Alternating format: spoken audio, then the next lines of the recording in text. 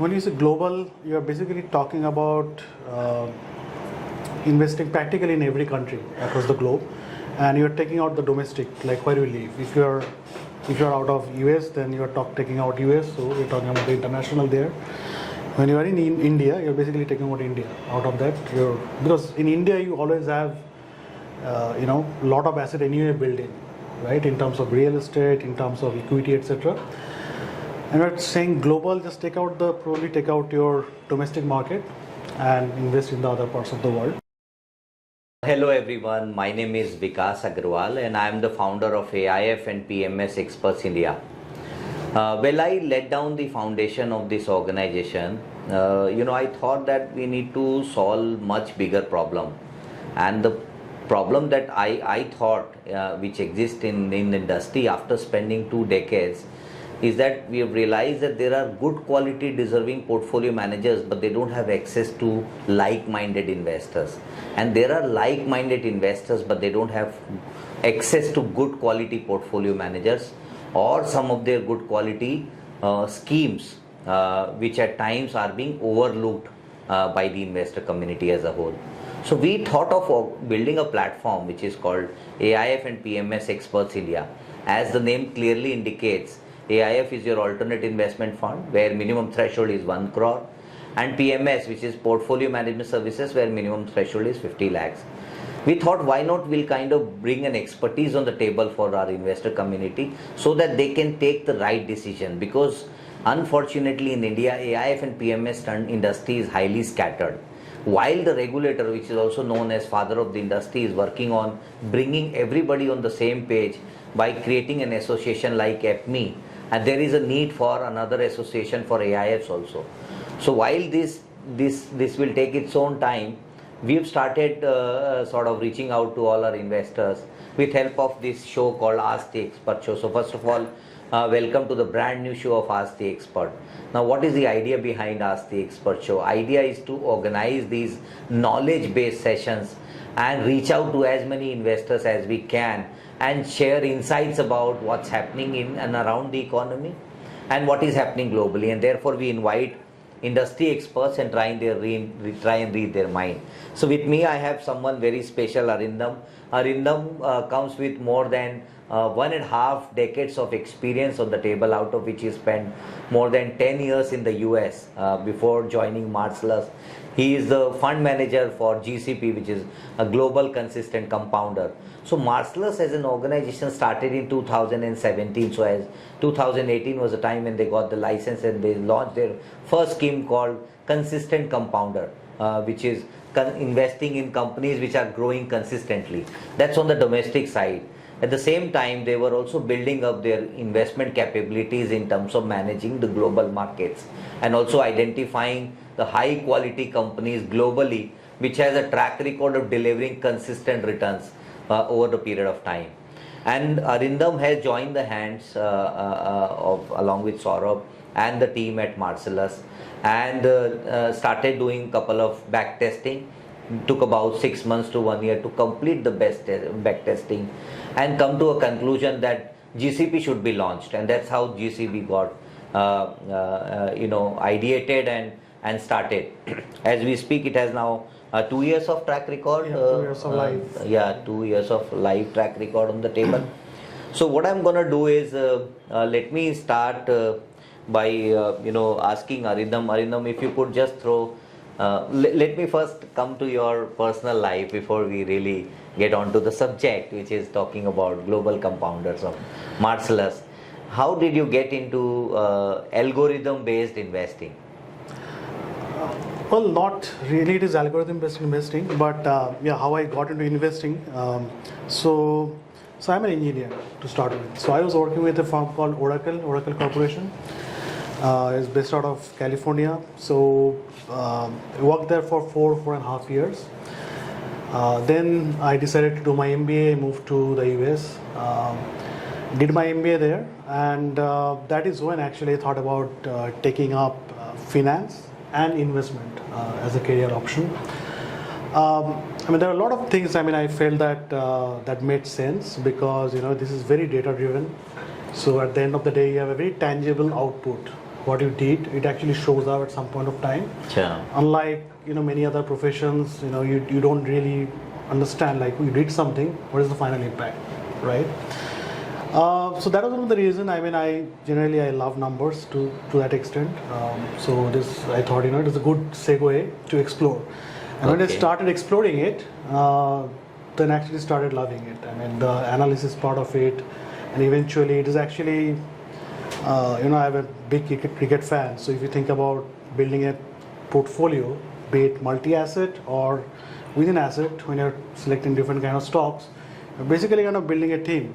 Like you're building a bunch of, True. players, like that bunch of stocks with different capabilities, attributes, and they're trying to mix and match. And there is actually, if you think about it, there is no perfect solution. We never really know, what is going to happen. So there is a perennial uncertainty that you're trying to solve, knowing that you cannot solve it. So actually, that was the, I would say that was kind of something that I wanted to do, that I never get bored. That's how I landed in investing. So I started my job at Principal Global Investor. I did my internship there, and eventually I got an offer to join them. Yeah. You spent almost a decade with them? Yeah, I spent almost a decade with them. It was actually a fantastic platform to start your career because there's certain benefits that you have when you're joining a large asset manager. Right. Because of possibly access to all the things that you can ask for as an analyst. You want to talk to any management team, you want to have access to any kind of data which is available actually in the market, right? So it was actually great learning experience. So that kind of set up for me in terms of managing money. How do you want to manage money? So this was kind of continuing, and 2017-18, that was the first time actually I came across sort of. In fact, back then, I think in 2017 or early 2018, sort of wrote a beautiful report on India. So he kind of described the journey of India post-independence, 1947 to 2017, 70 years of journey. And I remember I did a presentation to the rest of the team in principle, that why the next, India has always been good as an equity market, why it can do really well. So then I connected to Saurabh, and then Saurabh started Marcellus. I kept on working with Principal. So towards end of 2021, I was kind of thinking about exploring doing something by myself. So reached out to quite a few people, etc. And when I contacted Saurabh, then we discussed about the need for an Indian investor, because we are kind of growing rapidly in terms of wealth. So a lot of wealthy people are coming out of India if you think about the last 15-20 years. So as you grow as a country and your wealth also grows, the need for diversification becomes much more, right? And we felt that there is a gap. There are definitely few options in terms of mutual fund of funds. Having said that, it's kind of aspiration that if you can run something globally, global asset management firm out of India, because financial services somehow has never, we have done great in IT services, we have done great in some of the chemical, pharma. Probably is the time for financial services. Sure. So why do only India? You can do global also. And given that we are living in a connected world, we did a lot of actually, we spent a lot of time in terms of thinking about how feasible it is to run a fund from India, and you're investing globally, how do you do due diligence, etc. And after all these things, we are kind of very convinced that it is actually very doable, and that's how it all started. Great. Excellent. I'm sure there are a lot of CFA friends out there who would be getting inspired the kind of journey that you've traveled in your career, and obviously they would also wish to be a part of large organization like yours and be a part of the fund management team which is growing. Great. Now coming back to the subject, which is the agenda of the discussion, I want to share this with all our viewers, is that today we are sitting here to decode what is global investing, and within that, how does Marcellus managing this global portfolio, the global consistent compounder? Sure. So when you say global, you are basically talking about investing practically in every country across the globe, and you're taking out the domestic, like where you live. If you're out of US, then you're taking out US, so you're talking about the international there. When you are in India, you're basically taking out India. Out of that, because in India you always have lot of asset anyway built in, right? In terms of real estate, in terms of equity, etc. And we're saying global, just probably take out your domestic market and invest in the other parts of the world. For Marcellus, what we're trying to do here is that when we build GCP, we wanted to focus on two things. Number one, try to identify markets which have been very good in terms of governance, which have been very good in terms of delivering superior returns over a long period of time. I'm not talking about 3 months, 6 months, or even 1 to 3 years, but decades. That's number one. Number two, markets where we can build or we have capability to do proper research, right? So if you think about a country like China or Japan, these are big markets, and not the best of equity markets, but I'm sure there are definitely very, very good companies that you can find them. But practically, if you look at most of the fund managers across the globe, you will mostly find, like when investing in China, you will mostly find that it is like Tencent, Alibaba, Meituan. There are basically a handful of stocks that everyone knows about. Yeah. You're not actually digging, you're not trying to find the golden nuggets that actually exist, right? True. And to do that, my understanding was that, I briefly did China in my career, but from that I understood that you need to actually understand the language to some extent to have those kind of conversations. Yeah. Right? It is not like India. True. So, keeping all these things in consideration, we thought about narrowing it to basically the developed markets. And when you say developed market, we are talking about developed North America, so US, Canada, and developed Western Europe. So basically Nordic and Germany, UK, certain part of Spain, basically the developed part of Europe. So that is basically when you are saying investing in GCP, you are talking about investing in this market. Having said that, primarily it is, I think, 75 to 80% of the exposure would be in US listed equities. Okay. But US is no more US alone. It is across the globe. Yeah, absolutely. Yeah, it represents the globe. That's a great point. In fact, if I look at the revenue distribution of the companies that you have, so half of that is actually outside of US. So you're basically kind of trying to find out, the companies that grew out of US, but they actually captured the entire world in terms of, the value that it can capture. Right. So if you think about even the company like Apple, more than 50% of their revenue is actually outside of the US. True.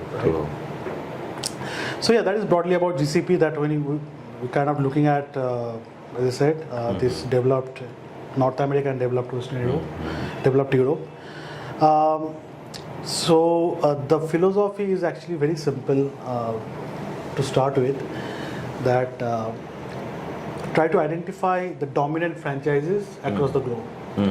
You don't have to be the biggest one, but if you're dominant in whatever you're doing, whatever little thing you're doing, you have to be profitable, you have to have a decent history of operating the business, and you have to be run by very exceptional management teams.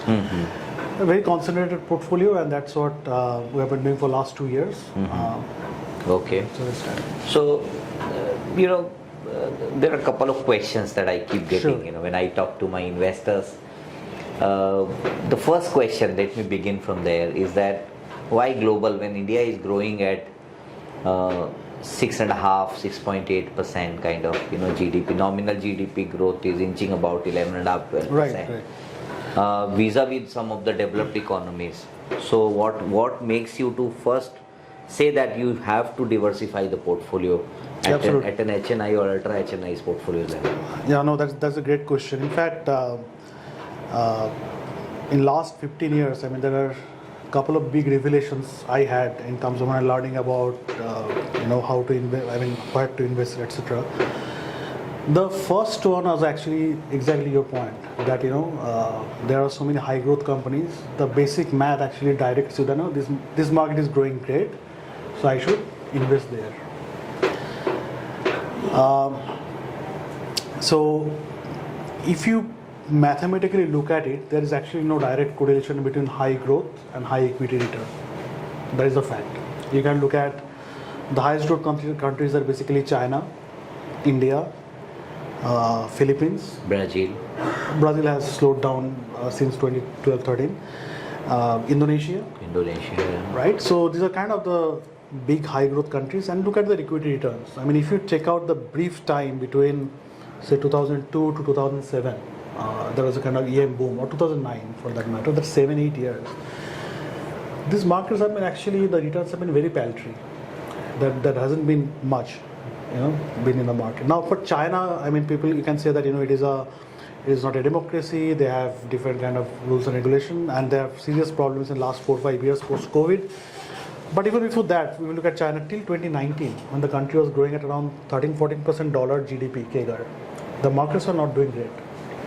So to markets in general to do great, I mean, first of all, the economy has to be market driven.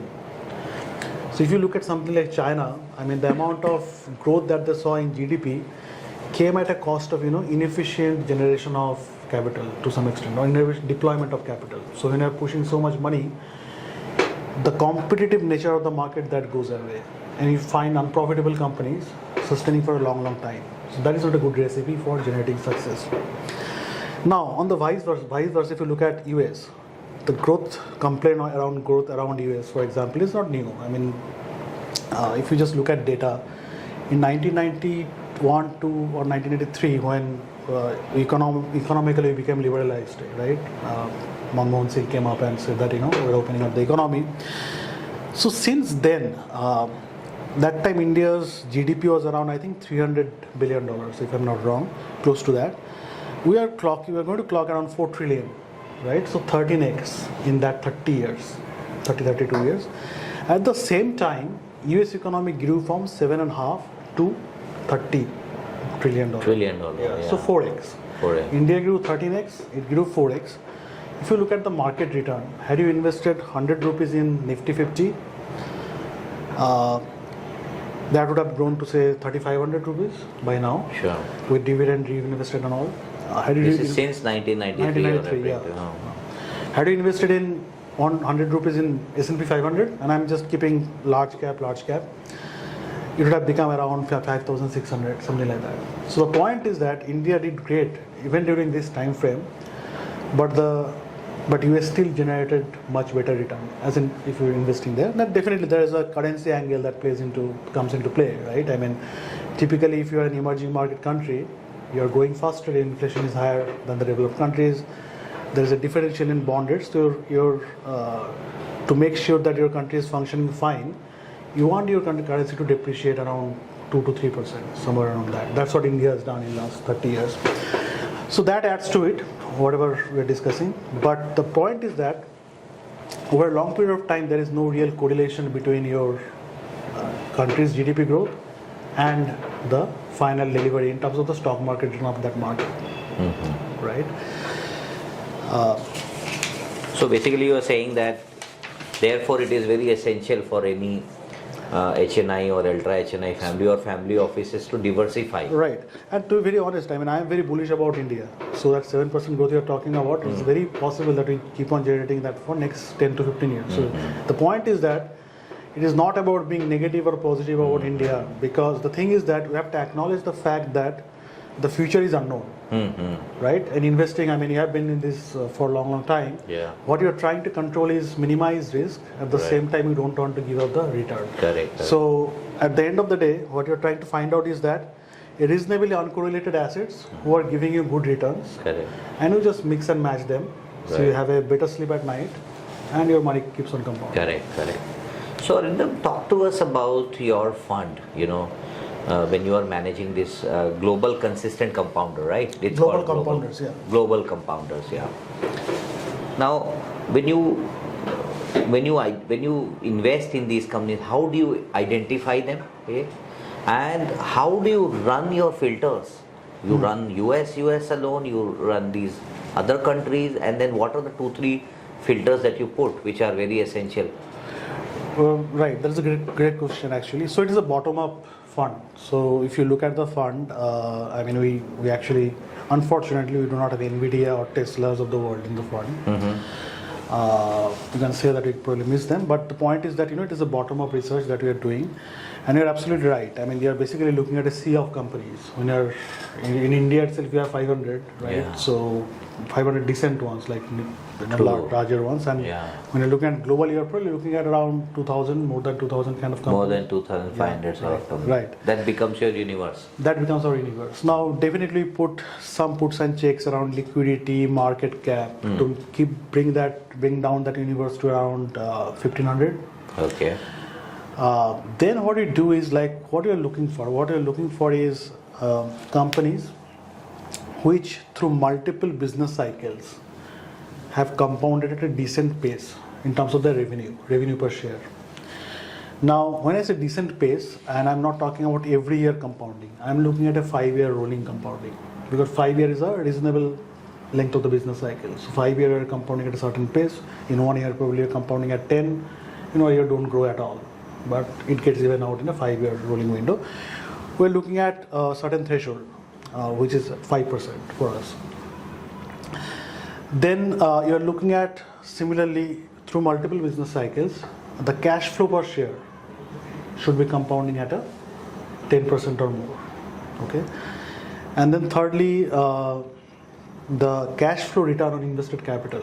So we take many different proxies like CFO, EBITDA, etc. We have, the CFO to invested capital should be greater than say 15%. Or if it is EBITDA, then it is probably a little more than that, right? Now, if we do a consistency check on these kind of parameters, you might be surprised to know that it actually takes out almost 85 to 90% of the universe. Okay, now. So you end up getting 300, 400 names? Not 300, more than actually close to 100, 120. Okay, so your job becomes even more easy that you have to now track these ones. Right. So one thing we wanted to make sure here is that we didn't want to keep the threshold for revenue, for example, not high. This, as I said, 5%. It depends on the sector you're looking at. For some sector, you have even 4. The reason being, we didn't want to be like completely, like quality growth, something like that. Because the core belief is that, that if you're looking for quality companies, and the quality can come across different spectrum. It can be value, or value means cyclical. Cyclical is basically value. Quality cyclical, it can be quality growth, it can be quality defensive. So it can be in different kind of spectrum.